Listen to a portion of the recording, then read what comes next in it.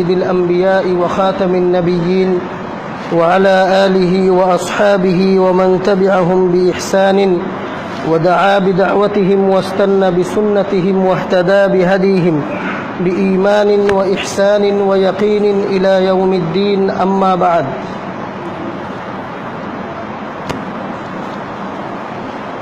فأعوذ بالله من الشيطان الرجيم بسم الله الرحمن الرحيم لقد كان لكم في رسول الله أسوة حسنة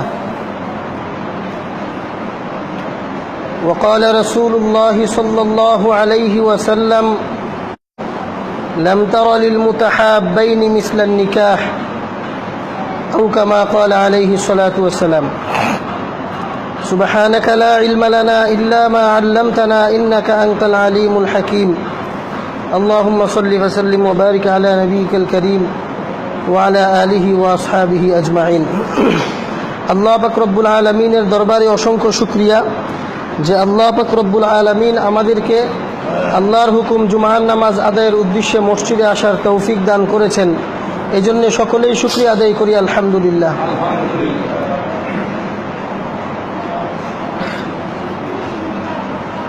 প্রতি জুমার নেই আজকে আপনাদের সামনে আমাদের দেশ এবং সমাজের অনেক বড় একটি সমস্যাকে সামনে নিয়ে কয়েকটি কথা বলবো। বিষয়টা হলো আল্লাহ পাক রব্বুল আলামিন মানুষকে সৃষ্টি করেছেন, এই মানুষের মাঝে বিশেষ কিছু চাহিদা দিয়েছেন। এই চাহিদার মধ্যে কিছু চাহিদা আছে মৌলিক, আর কিছু চাহিদা আছে প্রাসঙ্গিক। তো আল্লাহ পাক রব্বুল আলামিন মানুষকে যে সমস্ত চাহিদা দিয়া মানুষকে সৃষ্টি করছেন, ওই চাহিদা পূরণের ব্যবস্থাও স্বয়ং আল্লাহ পাক রব্বুল আলামিন নিজেই করছেন। মানুষের মৌলিক চাহিদার মধ্যে একটা চাহিদা হলো পানাহারের চাহিদা, অর্থাৎ মানুষের জীবনে মানুষ তার জীবন অতিবাহিত করতে পিপাসা লাগে, ক্ষুধা লাগে। এগুলা জন্মগতভাবে সৃষ্টিগতভাবে আল্লাহ পাক রব্বুল আলামিন মানুষের মাঝে এই চাহিদাগুলা দিচ্ছেন এবং এই চাহিদা পূরণের ব্যবস্থাও আল্লাহ করছেন। মানুষের পিপাসা লাগবে, তো পিপাসা মিটার জন্য যে কিছু জিনিসের দরকার এগুলো আল্লাহ পাক সৃষ্টি করছেন। মানুষের ক্ষুধা লাগলে ক্ষুধা নিবারণের জন্য যা দরকার আল্লাহ পাক তা সৃষ্টি করছেন। যেহেতু দুনিয়াটা হলো মানুষের জন্য পরীক্ষার জায়গা, এজন্যে আল্লাহ পাক রব্বুল আলামিন মানুষকে ছেড়ে দিছেন, জীবনের চাহিদা দিছেন, চাহিদা পূরণের ব্যবস্থাও সৃষ্টি করে রাখছেন। এখন মানুষকে আল্লাহ পাক রব্বুল আলামিন ছেড়ে দিছেন আর দায়িত্ব দিছেন, তোমার কাজ হলো তুমি তোমার চাহিদা পূরণ করবা, আমার নিয়ামতের মধ্য থেকে তোমার যা দরকার তা নিবা, বাকি তোমার চাহিদা পূরণ করতে গিয়া নিয়ামত নেওয়ার ক্ষেত্রে হালালটাকে গ্রহণ করবা, হারামটাকে বর্জন করবা। কঠিন হলেও হালালটা গ্রহণ করবা, সহজ হলেও হারামটা বর্জন করবা। এটা হলো আল্লাহ পাক রব্বুল আলামিনের নিজাম। দেখেন, ইসলাম এমন একটা ধর্ম যেই ধর্মের মধ্যে মানুষের জন্মগত বা সৃষ্টিগত চাহিদার প্রতি খেয়াল রাখা হয়েছে। ইসলাম এমন কোনো নির্দেশনা দেয় নাই যে তোমার পিপাসা লাগছে খুব। ইসলাম এমন কথা বলে না যে তুমি পিপাসা রেখে কষ্ট করো আল্লাহ তোমাকে সওয়াব দিবেন, এটা ইসলাম বলে না। খুব ক্ষুধা লাগছে তুমি কষ্ট করো, ক্ষুধা নিবারণ করো না, তুমি কষ্ট করো আল্লাহ তোমাকে জান্নাত দিবেন, এটা আল্লাহ পাক রব্বুল আলামিন এমনটা করেন নাই। ইসলাম মানুষের জন্মগত সৃষ্টিগত চাহিদার প্রতি খেয়াল রাখছে। মানুষের জীবনে আরেকটা মৌলিক চাহিদা হলো যৌনতার চাহিদা। এই চাহিদাটাও সৃষ্টিগতভাবে আল্লাহ পাক রব্বুল আলামিন দিছেন। অন্যান্য চাহিদা পূরণের ব্যবস্থার মতো এই চাহিদাটাকেও পূরণ করার ব্যবস্থা আল্লাহ পাক রব্বুল আলামিন করছেন। ওই সমস্ত চাহিদার ক্ষেত্রে যেমন ইসলাম এই কথা বলে না যে তুমি ক্ষুধা লাগছে কষ্ট করো আল্লাহ তোমাকে জান্নাত দিবেন, পিপাসা লাগছে কষ্ট করো আল্লাহ তোমাকে সওয়াব দিবেন, এই ক্ষেত্রেও ইসলাম এই কথা আমাদেরকে বলে না যে তোমার যৌনতার চাহিদা আছে, চাহিদা পূরণ করার দরকার নাই, তুমি কষ্ট করো আল্লাহ তোমাকে জান্নাত দিবেন, এটা বলে না। এজন্য সাহাবাই কেরামের মধ্যে অনেকেই আমলের প্রতি উদ্বুদ্ধ হয়ে আল্লাহর রসুলের কাছে পেশ করেছিল যে ইয়া রাসূলুল্লাহ, আমাদের যে যৌবনের চাহিদা, এই চাহিদার কারণে অনেক আমলে আমাদের মন বসে না, অনেক সময় এই চাহিদা পূরণের জন্য বিবাহ শাদী করতে হয়, সন্তানাদি হয়। এই বিবাহ শাদী, স্ত্রী সন্তানের কারণে আমরা অনেক সময় অনেক আমলের দিক দিয়ে পিছায়া থাকি। এই জন্য আমরা চাই আমরা খাসি হয়ে যাব, অর্থাৎ এমন একটা ব্যবস্থা আমরা অস্ত্রোপচারের মাধ্যমে করব যেন আমাদের এই চাহিদাটা নষ্ট হয়ে যায়। তখন আল্লাহর নবী সাহাবাই কেরামকে বলেছিলেন, ও আমার সাহাবীরা, তোমরা, আমি দুনিয়াতে সবচেয়ে বেশি আল্লাহওয়ালা এবং আল্লাহ পাক রব্বুল আলামিনের হকের প্রতি আমি সবচেয়ে বেশি খেয়াল করি, এবং আমি নবী, আমি তোমাদের চেয়ে সবচেয়ে শ্রেষ্ঠ। তো আমি তো খাসি হয়ে যাই নাই, আমি আল্লাহর ইবাদতও করি আবার বিবাহ শাদীও করি। সুতরাং ইসলাম এটাকে এই পরিমাণ নির্দেশ তোমাকে দিবে না, বা ইসলাম এটাকে সমর্থন করবে না। নির্দেশ তো অনেক পরের কথা। কেউ যদি চায় যে আমি বিবাহ করব না, ইসলাম এটা সমর্থনও করে না। হ্যাঁ, বিশেষ ক্ষেত্রে ইসলাম অনুমতি দেয়, এটা সওয়াব না, একদম মুবাহ, কেউ না করলে করতে পারে, অনেক শর্ত সাপেক্ষে। কেউ যদি চায় যে আমি বিবাহ করব না, অনেকগুলো শর্ত ইসলাম দিবে, এই শর্ত সাপেক্ষে আপনারা চাইলে করতে না পারেন। কিন্তু এটা ইসলামের চাহিদাও না, এটা দুনিয়ার স্বাভাবিক নিয়মও না, এবং ইসলাম এটা পছন্দও করে না। এই জন্য সাহাবাই কেরামকে রসুল বলছেন যে দেখো, আমি রোজাও রাখি, আমি খাবার দাবারও খাই, অর্থাৎ মাঝে মধ্যে রোজা রাখি, মাঝে মধ্যে রোজা রাখিও না, আমি বিবাহও করি, ইবাদতও করি, সব কিছুই আছে, তোমরাও এটাই করবা। ইসলাম এটাকেই পছন্দ করে। হ্যাঁ আমার প্রিয় ভাইয়েরা, যেটা বলতেছিলাম সেটা হলো, মানুষকে আল্লাহ পাক রব্বুল আলামিন সৃষ্টিগতভাবে যে সমস্ত চাহিদা দিচ্ছেন, ওই সমস্ত চাহিদা পূরণের ব্যবস্থাও রাখছেন। ইসলাম কখনোই এই কথা বলে না যে তোমার মানবীয় চাহিদা, তোমার জন্মগত চাহিদা, তোমার সৃষ্টিগত চাহিদা এটা পূরণ করতে পারবা না, তুমি কষ্ট করো, আল্লাহ সওয়াব দিবেন। এই কথা আল্লাহ বলেন নাই, রসুল বলেন নাই, ইসলামের কোথাও এটা নেই। ইসলাম বলে তুমি তোমার নিজের ব্যক্তিগত চাহিদা পূরণ করো। তোমার পিপাসা লাগছে, পানি খাও, দায়িত্ব হলো হালাল পানি পান করো, হারাম পানি পান করবা না। তুমি যদি হালাল পানি পান করো, তোমার নিজের উপকার হয়েছে, ইসলামেরও কোনো উপকার নাই, আল্লাহ রসুলেরও কোনো উপকার নাই। কিন্তু ইসলাম বলে তোমার ব্যক্তিগত চাহিদা পূরণের জন্য তুমি পানি পান করবা, হালাল পানি পান করো, আল্লাহর হুকুম আর রসুলের তরিকা অনুযায়ী পান করলে এটা তোমার জন্য সওয়াব। তোমার ব্যক্তিগত চাহিদার জন্য তুমি খাবারের ব্যবস্থা করছো, তোমার ক্ষুধা লাগছে, খাবার খাও, আল্লাহর হুকুম অনুযায়ী হালাল খাবার খাও, রসুলের তরিকা অনুযায়ী খাও, তাহলে এই খাবারটাও তোমার জন্য নেকি, সওয়াব। এরকম ভাবে তুমি তোমার নিজের চাহিদা পূরণের জন্য বিবাহ করছো, এই বিবাহটাও যদি হালাল পন্থায় হয়, আল্লাহর তরিকার, আল্লাহর হুকুম আর রসুলের তরিকা অনুযায়ী হয়, এই বিবাহ তুমি তোমার প্রয়োজনে করছো, তোমার নিজের চাহিদা পূরণ হয়েছে, তুমি আনন্দিত হইছো, তোমার সন্তান হয়েছে, তুমি আনন্দিত হইছো। কিন্তু ইসলাম বলে এটা তোমার অনেক বড় সওয়াবের কারণ। কেন? যে আল্লাহর হুকুম পালনার্থে তুমি হালাল পন্থায় গেছো। হ্যাঁ আমার প্রিয় ভাইয়েরা, এই জন্য আমি যেটা বলতেছি সেটা হলো, আল্লাহ পাক রব্বুল আলামিন মানুষকে সৃষ্টিগতভাবে, জন্মগতভাবে যে চাহিদাগুলো দিচ্ছেন, ওই চাহিদার ব্যবস্থাও রাখছেন। এখন মানুষের কাজ হলো হালাল ব্যবস্থা গ্রহণ করে নিজের চাহিদা পূরণ করা। পিপাসা লাগছে, হালাল জিনিস ব্যবস্থা করো। মানুষ, ব্যক্তি নিজে ব্যবস্থা করার চেষ্টা করবে। যদি নিজে ব্যবস্থা করতে না পারে, তাহলে পরিবারের লোকেরা তার ব্যবস্থা করে দিবে। যদি পরিবার ব্যবস্থা করতে না পারে, সমাজ তাকে ব্যবস্থা করে দিবে। যদি সমাজ ব্যবস্থা করতে না পারে, রাষ্ট্র তাকে ব্যবস্থা করে দিবে। কিন্তু তার চাহিদা পূরণের হালাল ব্যবস্থা করে দিতে হবে। চাহিদা পূরণের ব্যবস্থা না করে তাকে ওয়াজ, নসিহত এবং শাসন, আইনের মধ্যে রাখলে কোনো কাজ হবে না। সে কি করবে? পিপাসা লাগবে, খাবারের ব্যবস্থা, পানির ব্যবস্থা হয় নাই, হালাল হয় নাই, হারাম খাবে। কোথাও সে হালাল পানি পাইতেছে না, সমাজের অন্য অন্য ঘরে আছে, তার ঘরে নাই, সে ময়লা পানি খাবে। সে ময়লা পানি পাইতেছে না, কোথাও প্রস্রাব পড়ে রয়েছে, ওই প্রস্রাবটাই সে পান করবে।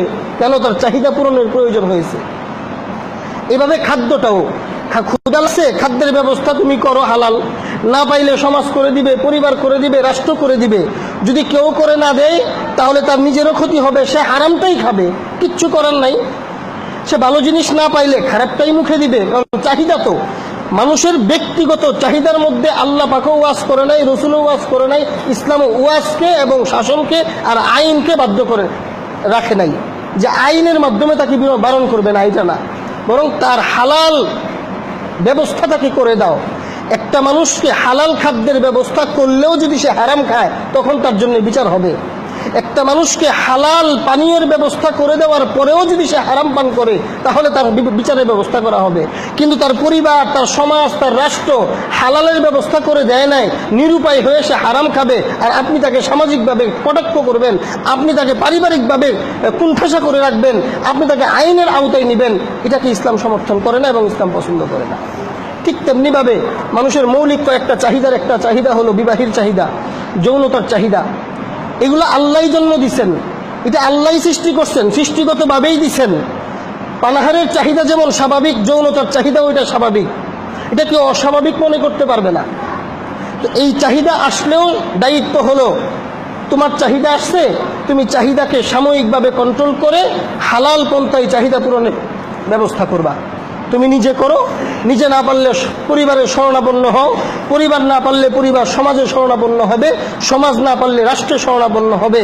কিন্তু রাষ্ট্রকে সঠিক জায়গায় ঠিক রাখতে হলে, পরিবারের সুন্দর সুষ্ঠু পরিবেশ এবং ব্যবস্থাপনা সুন্দর রাখতে হলে এটা প্রয়োজন কারো যৌনতার চাহিদা আসছে, তার জন্য যৌনতার চাহিদা পূরণের নিবারণের ব্যবস্থা করে দেওয়া। আর ইসলাম এই ক্ষেত্রে বিবাহটাকেই রাখছেন হালাল পন্থা। এক হলো যৌনতার চাহিদা আসছে, আপনি চাহিদা মেটাবেন, দুই ব্যবস্থা, একটা হলো নারীর মাধ্যমে, আরেকটা হলো নারীকে হালাল করা হবে বিবাহের মাধ্যমে। শুধু নারীকে বিবাহ ছাড়া গ্রহণ করা যাবে না, অবৈধ। আর বিবাহের মাধ্যমেও নারী ছাড়া অন্য কোনো জিনিসকে গ্রহণ করা যাবে না। খুব লজ্জা এবং খুব খারাপ একটা শব্দ মুখ থেকে বের হয়েছে, এই জন্য বের হয়েছে আজকে বিভিন্ন দেশে নারী ছাড়া অন্যদের সাথে বিবাহের ব্যবস্থা রাষ্ট্রীয় আইনে বৈধ হয়ে গেছে।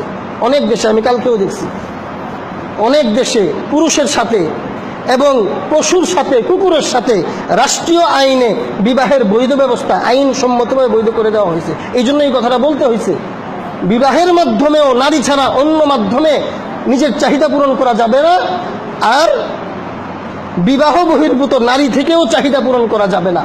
এই এক শর্তে, বিবাহের শর্তে পুরুষ তার চাহিদা পূরণ করবে নারীর মাধ্যমে, এই বিবাহের শর্তে নারী তার চাহিদা পূরণ করবে পুরুষের মাধ্যমে। এটা হলো ইসলামী শরীয়তের বিধান। হে আমার প্রিয় ভাইয়েরা, এই বিধান যদি আমাদের দায়িত্ব হলো হালালভাবে ব্যবস্থা গ্রহণ করা, যদি হালাল ব্যবস্থা না হয় তাহলে কি হবে? পানি যেমন পিপাসা লাগলে যেমন মানুষ হালাল ব্যবস্থা না হইলে হারাম খায়, পিপাসার লাগলে যেমন মানুষ ভালো জিনিস ব্যবস্থা না হইলে খারাপটাই মুখে দেয়, খাদ্যের প্রয়োজন হলে মানুষ ক্ষুধা লাগলে যেমন ভালো হালাল জিনিস না পাইলে হারামটা খায়, খারাপটা মুখে দেয়। ঢাকা যান, বিভিন্ন সিটি কর্পোরেশনে যান, দেখবেন শহরে বড় বড় ময়লা স্তূপের মধ্যে অনেক মানুষ গিয়া ময়লা আবর্জনা খাইতেছে। বিভিন্ন হোটেলের পচা খাবার ফালায় রাখছে, ওইগুলা খাইতেছে। কেন? পেটের তাড়নায় খাইতেছে, ক্ষুধা লাগছে। সে আপনি জীবনেও খাবেন না, তার ক্ষুধা লাগছে, হালাল ব্যবস্থা নাই, ভালো জিনিসের ব্যবস্থা নাই, এই জন্য সে খারাপটাতে মুখ দিছে। ঠিক তেমনিভাবে একজন পুরুষ, একজন নারী যখন তার বিবাহের চাহিদা জন্ম হবে, যখন তার যৌনতার চাহিদা জন্ম হবে, এটা খারাপ কিছু না, এটা আল্লাহ সৃষ্টি করছেন। যখন তার চাহিদাটা জন্ম হবে, তখন যখন চাহিদা পূরণের হালাল ব্যবস্থা পাবে না, আপনি পরিবারের মুরব্বী, আপনার কথা সে চিন্তা করবে না, আপনার শাসনের কথা সে চিন্তা করবে না, সে তার চাহিদা পূরণ করবে, সমাজের আইনের চিন্তা সে করবে না, মুরব্বীদের মান সম্মানের চিন্তা সে করবে না, সে হারামটাতেই মুখ দিবে, খারাপটাতেই মুখ দিবে। এই জন্য আমাদের দেশের চিত্র কি, বাহিরের চিত্র তো খুব খারাপ। এই বিষয়টা নিয়ে আমি অনেক গাড়াগাড়ির পরে একটা জরিপ পাইছি, জরিপটা আগে আপনাদেরকে শোনাই, এরপরে ইসলামের দিক নির্দেশনাটা বলবো। আপনারা দেখেন, চিন্তা করেন বিষয়টা, আমরা কতটুকু অবহেলা, আমাদের সমাজে আমরা কতটুকু অবহেলা করি, আর সমাজ কোন দিকে যাচ্ছে। বাংলাদেশ পরিসংখ্যান ব্যুরো থেকে প্রকাশিত 2011 সালের নারীর উপর নিপীড়ন বিষয়ক একটা জরিপের প্রকাশ হয়েছে। 2011 সালের এই জরিপটা, ওই তখনকার অবস্থাটা কি, আর 11 থেকে এখন 18, 7-8 বছরের অবস্থা কোন জায়গায় দাঁড়াবে সেটা আপনারা চিন্তা করবেন। সেখানে উল্লেখ হয়েছে বাংলাদেশের 25 থেকে 29 বছর, 30 বছর পর্যন্ত প্রায় 34% পুরুষ অবিবাহিত, আর 30-এর উপরে, 30 থেকে 35-এর মধ্যে 11% অবিবাহিত। অর্থাৎ বাংলাদেশে 25-এর নিচে, 30-এর নিচে এবং 25-এর নিচে বেশি পুরুষ অবিবাহিত। আর নারীদের পরিসংখ্যান আনছে এইভাবে, 15 থেকে 19 বছর বয়সী নারী অবিবাহিত হলো 70%, 20 থেকে 24 বছর বয়সী নারী অবিবাহিত 22%, 25 থেকে 29 বছর বয়সের নারী অবিবাহিত 6%। এর মানে হলো যত বেশি বয়স হয় তত অবিবাহিতের হার কমে, মানে বিবাহ দিয়ে দেওয়া হয়।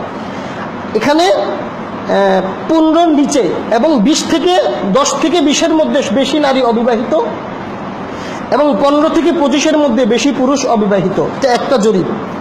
এরপরে ওরা জরিপ করছে বাংলাদেশে নারী নির্যাতন, অবৈধভাবে অন্যায়ভাবে কোনো নারীর উপরে হামলা, ইফতিজিং, যৌন হয়রানি, এই সংক্রান্ত একটা জরিপ করছে। 10 থেকে 14 বছরের নারীরা সবচেয়ে বেশি এই দেশে যৌন হয়রানির শিকার, প্রায় 81%।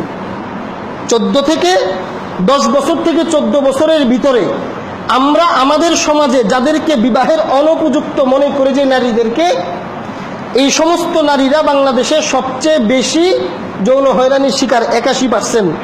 15 থেকে 19 বছর বয়সে অবিবাহিত 19 বছর বয়সের নারীরা 34% নির্যাতনের শিকার।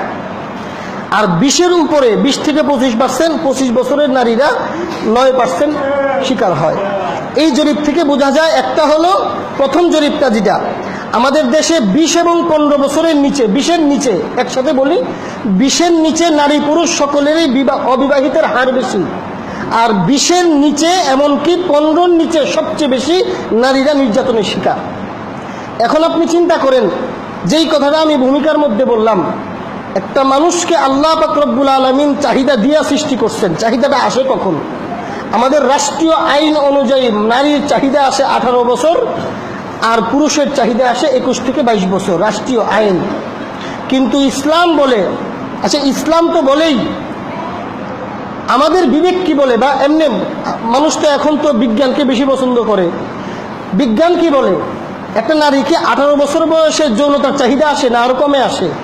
কথা বলেন, জানেন না? আমাদের ঘরে বোন ভাগ্নি আমরা নাই, আমাদের মেয়েরা নাই। আমাদের মেয়েরা যৌনতার চাহিদা আসে কত বছর বয়সে? সর্বোচ্চ 12। কিসের 14? 14-15 বছর বয়সে ছেলেরা বালেগ হয়ে যায়। 9-10 থেকে 13 বছরের মধ্যে মেয়েরা বালেগ হয়। শরীয়তে বালেগ বলা হয় যাদের অন্তরে, যাদের দেহের মধ্যে যৌনতার চাহিদা আসে।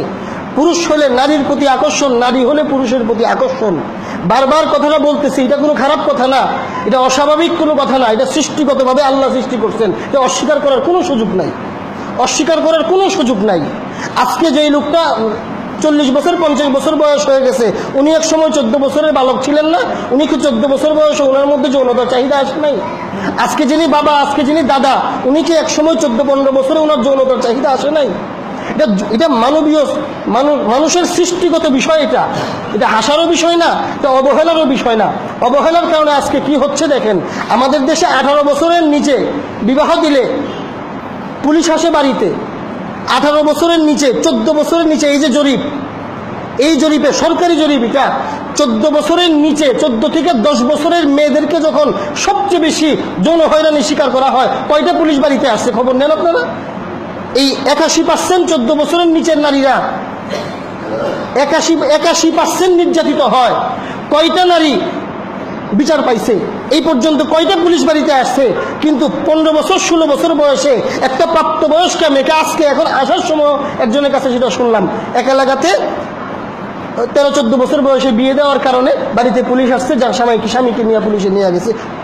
কি হইল? এই পুলিশ এবং রাষ্ট্রীয় এই 18 বছরের আইন, এটাই আমাদের দেশে যৌন হয়রানি, নারী নির্যাতন বেশি বাড়াইতেছে। এরপরে আসেন আরেকটা জরিপ দেখাই, সেটা হলো জাতিসংঘের জরিপ। জাতিসংঘ পৃথিবীর বিভিন্ন দেশে জরিপ করছে। ওই জরিপে বাংলাদেশের যে জরিপটা আছে সেটা হলো বাংলাদেশের গ্রাম শহর মিলে পুরা দেশে 10% এমন পুরুষ আছে যারা জীবনে কখনো কোনো নারীকে উত্ত্যক্ত করে নাই। দেখেন আমাদের নৈতিকতা কোন পর্যায়ে গেছে। এখানে লেখছে 47% যারা যৌন হয়রানি করছে। পুরা দেশের পুরুষের মধ্যে 10% পুরুষ এমন যারা জীবনে একবার হলেও কোনো নারীকে উত্ত্যক্ত করছে। এদের মধ্যে 47% হলো এমন যারা একাধিকবার কোনো নারীকে উত্ত্যক্ত করছে, আর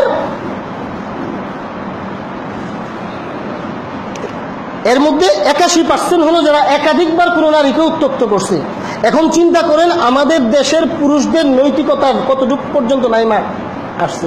আমরা যদি এই জিনিসটাকে, জাতিসংঘের এই জরিপটা এবং আমাদের বাংলাদেশের আগের প্রথম যে জরিপটা বললাম ওই জরিপটা যদি আমরা একটু চিন্তা করি, গবেষণা করি, তাহলে কি দেখবেন? অল্প বয়সে নারীদেরকে বিবাহ দেওয়া হয় না, 25-25-এর কাছাকাছি পুরুষদেরকে বিবাহ দেওয়া হয় না। আমি যে ভূমিকা একটু আগে শুরুতে বললাম ওই ভূমিকা অনুযায়ী একটা পুরুষের যৌনতার চাহিদা আসে 14-15 বছরে সর্বোচ্চ, তাকে 25 বছর 29 বছর পর্যন্ত বিবাহ করানো হয় নাই, তার অন্তর জীবনের এই চাহিদাটা 10 বছর পর্যন্ত চাহিদা তার মধ্যে আছে, চাহিদা পূরণের হালাল ব্যবস্থা নাই।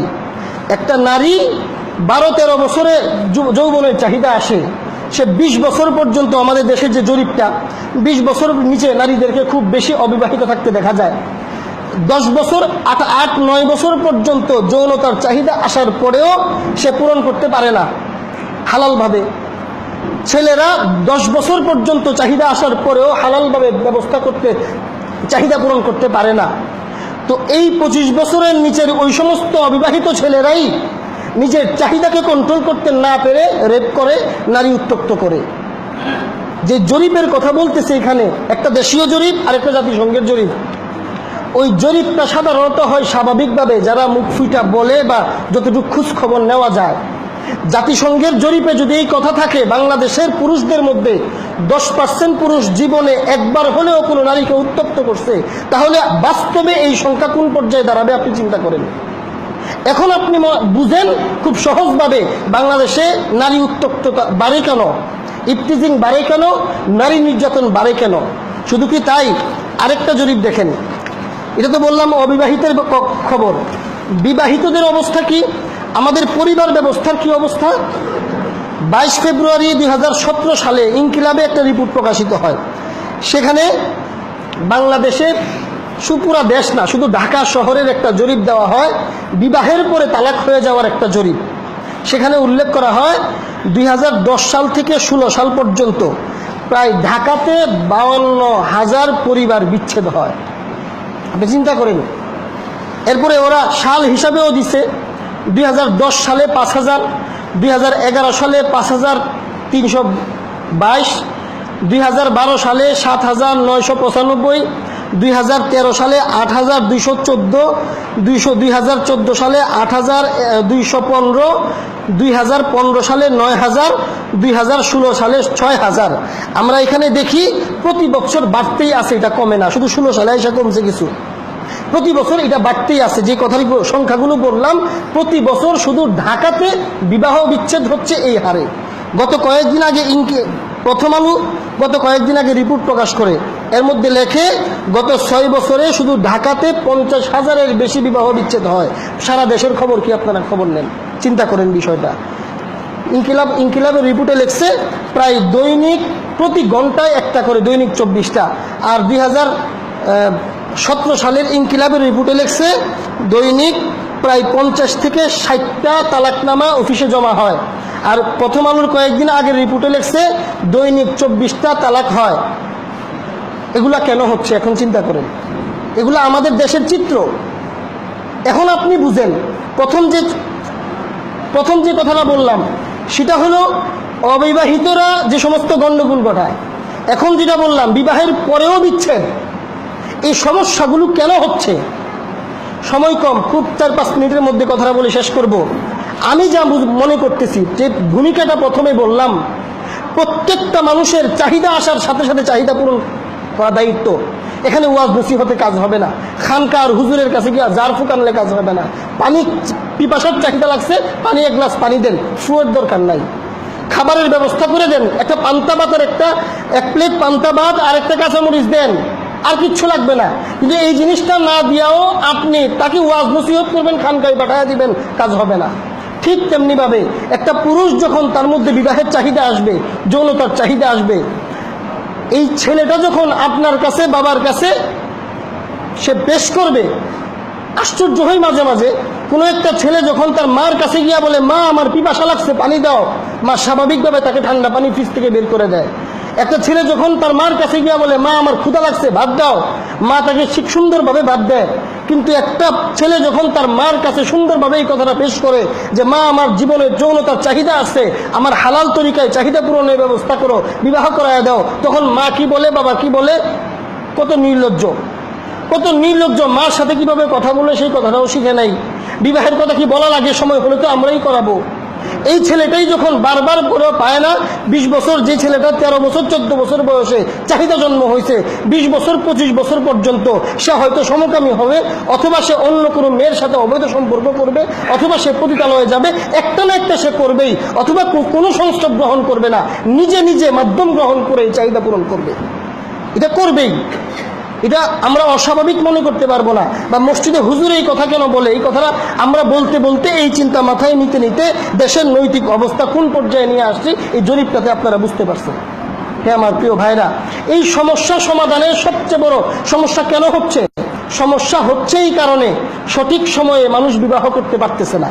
জাতিসংঘের জরিপে যেটা আসছে, আমাদের দেশের জরিপে যেটা আসছে, এটাই সঠিক সময়ে বিবাহের ব্যবস্থা হচ্ছে না। যদি সঠিক সময়ে পুরুষের বিবাহের ব্যবস্থা হয়, নারীদের বিবাহের ব্যবস্থা হয়, তাইলে এই নারী নির্যাতন বা পরিবার ভাঙা বা এই যৌনতা সংক্রান্ত যে সমস্ত অপরাধ, অন্যায় অপরাধ আমার দেশে হচ্ছে, এগুলা কমে যাবে। সময় মতো বিবাহ, সময় মতো মানে 18 বছর, 20 বছর, 22 বছর আর 30 বছরে না।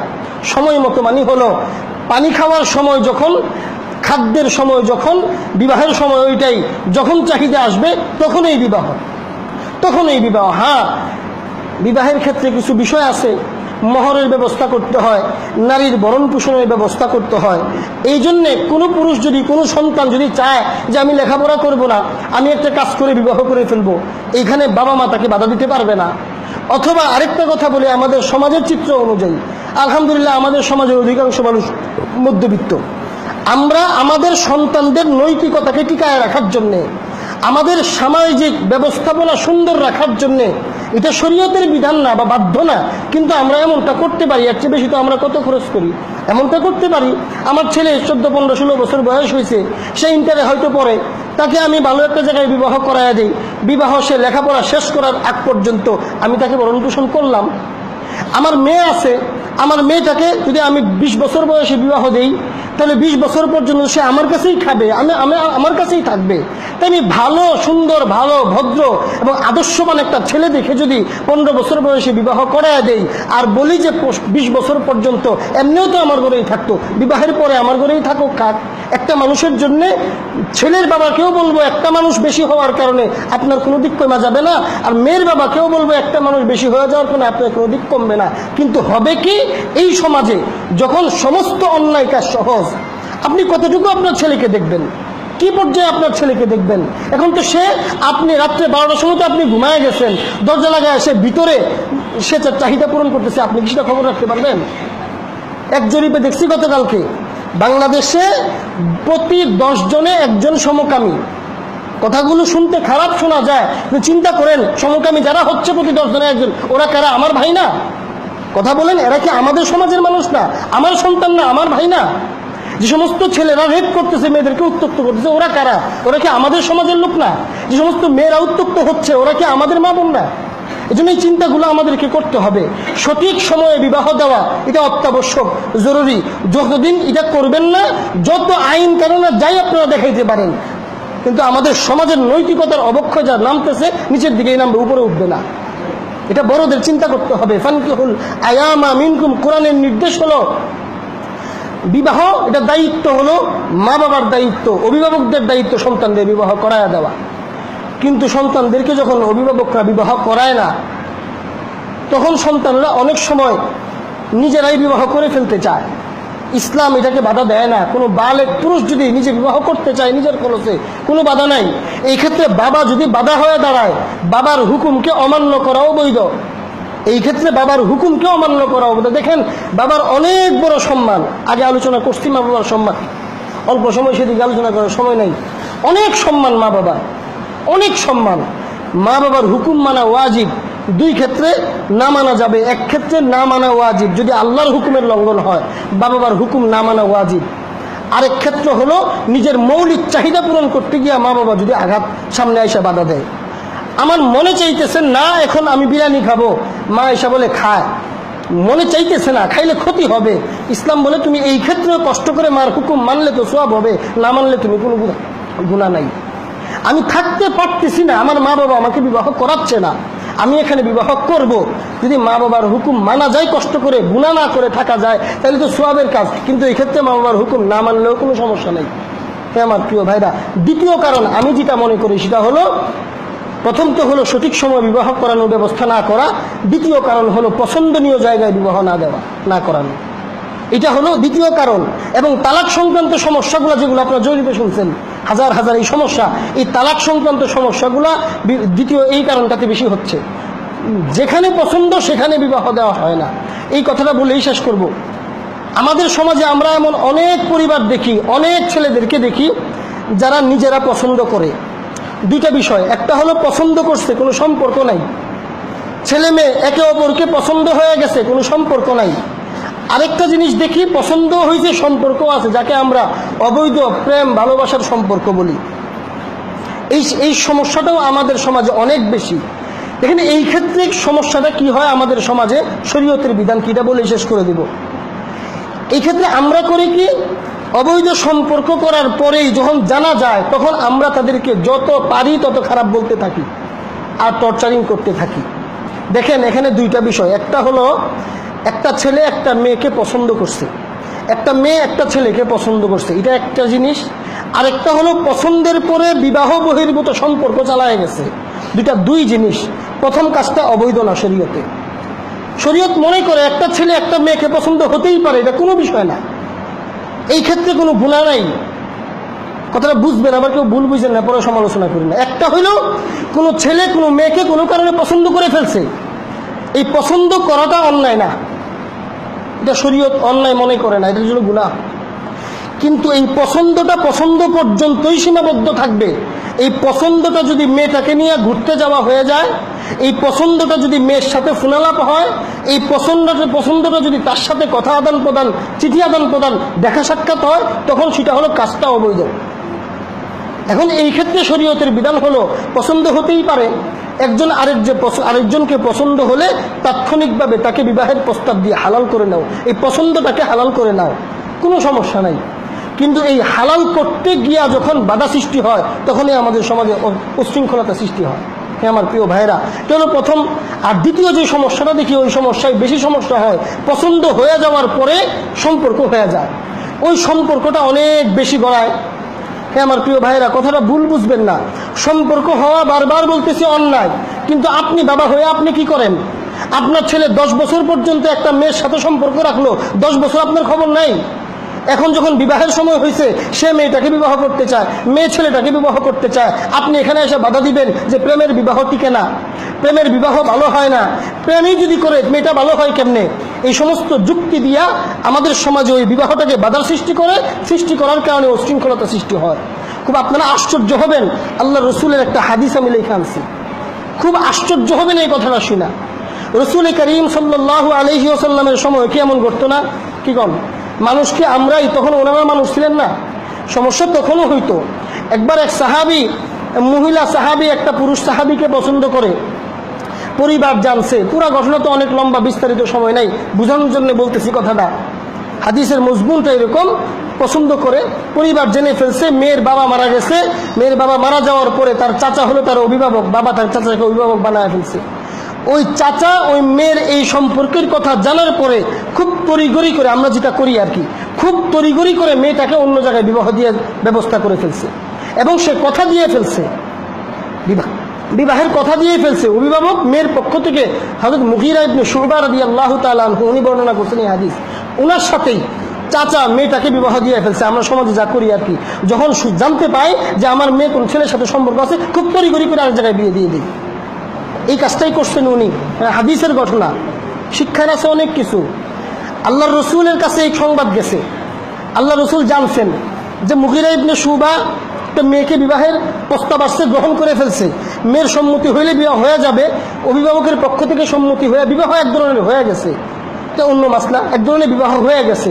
আল্লাহ রসুল খবর পাইছেন, খবর পাই না মুগিরা ইবনে শুবাকে ডাকছেন, ডাইকা বলতেছেন, মুগিরা তোমার জন্য ভালো হবে তুমি মেয়েটাকে ছেড়ে দাও।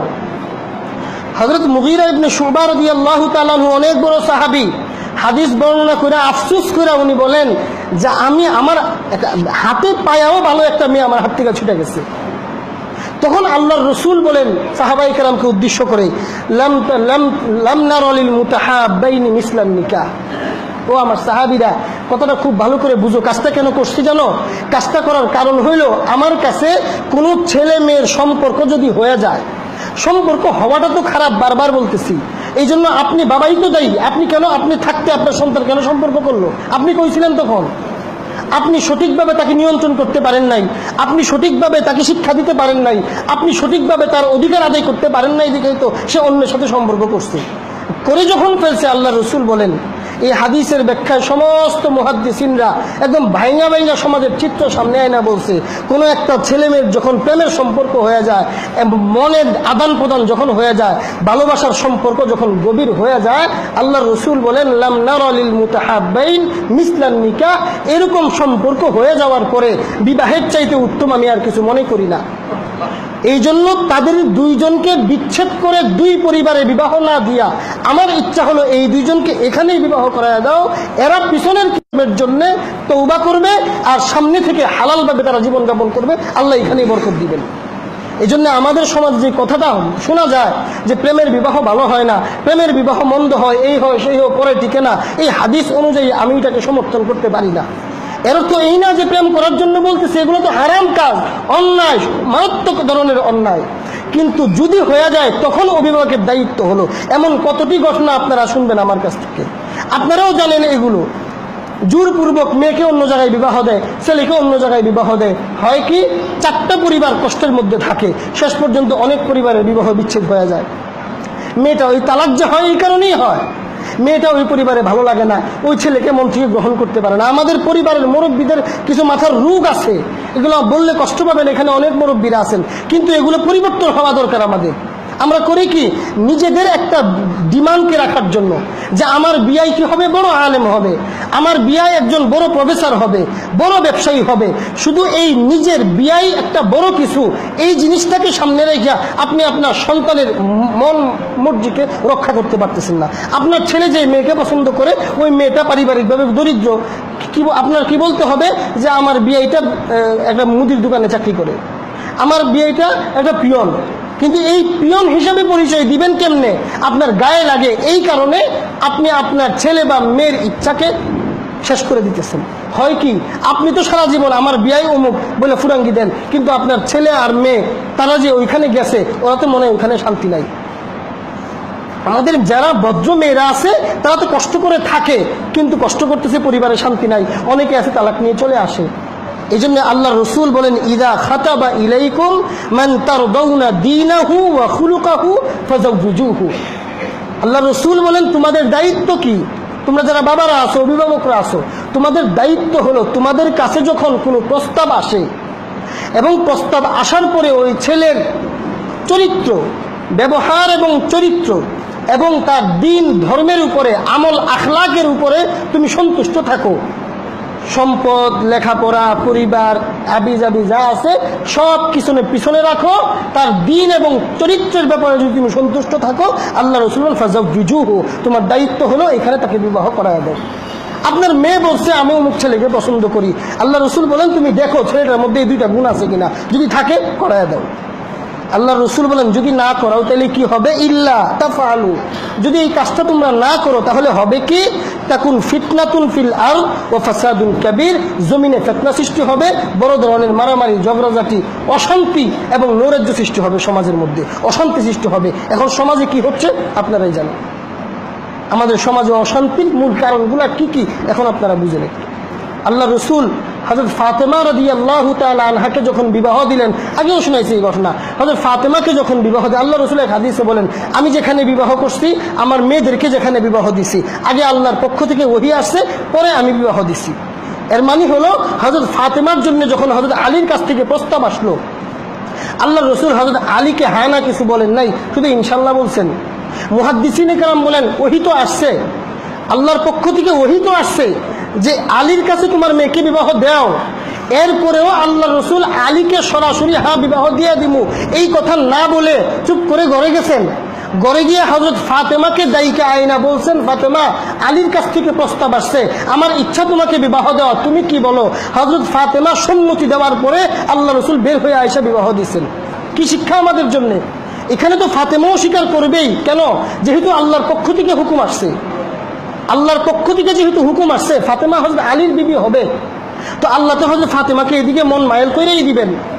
এরপরেও আল্লাহ রসুল এটা চিন্তা করলেন না কেন যে ওহী আসছে, কিসের ফাতেমার কথা আমি শুনবো, আমি তো এখানে বিবাহ করে দেবো। আল্লাহর না, উম্মতকে শিক্ষা দেওয়া ছিল মাকসাদ, আপনাদের মতো বাবা আবার অভিভাবকদেরকে শিক্ষা দেওয়া ছিল মাকসাদ যে তোমার মেয়েকে তোমার মন মতো জায়গায় বিবাহ দিও না। এই কথা বইল না যে আমার মেয়েকে আমার কথার উল্টা যাবে, এই কথা বইল না।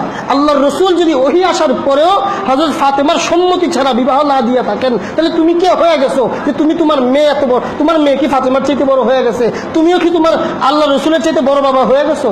হও নাই। সুতরাং এটা তো আমাদের দায়িত্ব হলো, আমরা অভিভাবকরা ছেলের ব্যাপারেও সর্বোচ্চ ছেলের চিন্তার বিষয়টাও সামনে নিব। আমার পছন্দ না, আমার ছেলে, আমি তো আমার ছেলে বউ নিয়ে থাকবে, আমি তো থাকবো না। এই জন্য আমার ছেলের পছন্দ আছে কিনা, যদি দিন এবং আখলাক ঠিক থাকে, ছেলে পছন্দ যেই নারীকে করবে ওই নারীকেই আনতে হবে, মেয়ে পছন্দ যেই ছেলেকে করবে ওই ছেলেকেই আনতে হবে স্বাভাবিক বিবাহের ক্ষেত্রে। আর অস্বাভাবিক বিবাহ যেটা সম্পর্ক হয়ে যাচ্ছে, ওই সম্পর্ক হয়ে যাওয়ার ক্ষেত্রেও তাকে আপনি শাসন করেন, তার জন্য দোয়া করেন, হুজুরদের কাছে নিয়ে যান, তওবা করান, সব কিছু করান, কিন্তু এগুলোই শুধুমাত্র সীমাবদ্ধ না। ওয়াজ নসিহত কইরাও তাকে বারণ করা যাবে না। প্রেম সে ছাড়বে না, প্রেম ছাড়লেও মেয়ে আরেক জায়গায় বিবাহ হয়ে গেলেও ওইখানে মেয়েকে উত্তপ্ত করবে, যদি না আপনি রসুলের নির্দেশ অনুযায়ী বিবাহ না দেন। তাহলে আল্লাহ রসুল বলেন প্রেম রোগের সবচেয়ে উত্তম চিকিৎসা হলো আমার কাছে বিবাহ। সুতরাং এমন যদি হয়ে যায় কাজটা সে খুব খারাপ করছে, শাসন করেন, বিচার করেন, মারধর করেন, তওবা করেন, সব করেন, কিন্তু তার বিবাহের জিনিসটাকে খেয়াল রাখবেন উভয় পক্ষ, এই বিচ্ছেদ যেন এখন আর না হয়। যা হয়েছে শোনার সাথে সাথে ঠিক আছে হয়েছে, পিছনে যা হওয়ার হয়েছে, এখন তাকে আমরা হালাল ব্যবস্থা করাই দিই। যদি হালাল ব্যবস্থা হয়ে যায়, পিছনে গুনার জন্য সে তওবা করে, তো সব শেষ হয়ে গেল। এই জন্যে এই বিষয়গুলো আমাদের বোঝা উচিত এবং সমাজের এই চিত্রটাকে সামনে রেখা আমাদের সমাজের নৈতিকতাকে যেন আর নিচে না নামে, উপরে উঠে নৈতিকতা যেন সুন্দরভাবে আমরা নৈতিকতা শিক্ষা গ্রহণ করতে পারি, অশ্লীলতা এবং অশান্তি যেন সমাজে সৃষ্টি না হয়। এই জন্য আমরা সকলেই খেয়াল করব এই কয়েকটা বিষয়ের দিকে। আল্লাহ পাক রব্বুল আলামিন আমাদেরকে বুঝার এবং আমল করার তৌফিক দান করুন।